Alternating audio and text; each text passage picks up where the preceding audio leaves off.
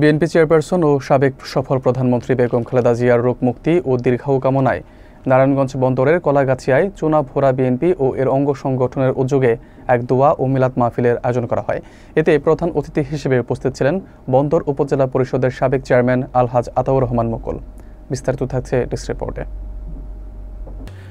১ September রোজ সোমবার Kalagachhia union পরিষদের চুনাভোরা এলাকায় বিএনপি ও এর অঙ্গ সংগঠনের উদ্যোগে তিনবারের সাবেক সফল প্রধানমন্ত্রী বেগম খালেদা জিয়ার সুস্থতা কামনায় এই মিলাদ ও দোয়া মাহফিল অনুষ্ঠিত হয়।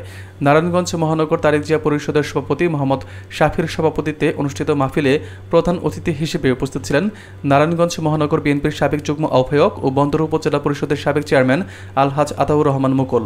বিশেষ অতিথি হিসেবে বন্দর থানা বিএনপির যুগ্ম আহ্বায়ক মোহাম্মদ আবুল কাশেম, শহীদ মেম্বার সহ নারায়ণগঞ্জ মহানগর তারেক জিয়া পরিষদের সহসভাপতি নেসারউদ্দিন, মোহাম্মদ সেলিম মিয়া, আল হাসান এবং যুগ্ম সম্পাদক মোহাম্মদ স্বপন মাহমুদ সহ বিএনপি ও এর অঙ্গ সংগঠনের অন্যান্য নেতাকর্মীরা উপস্থিত ছিলেন।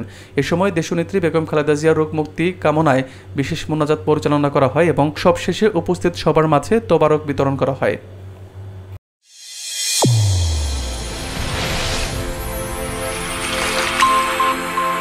চ্যানেল A1 হৃদয়ের স্পন্দন।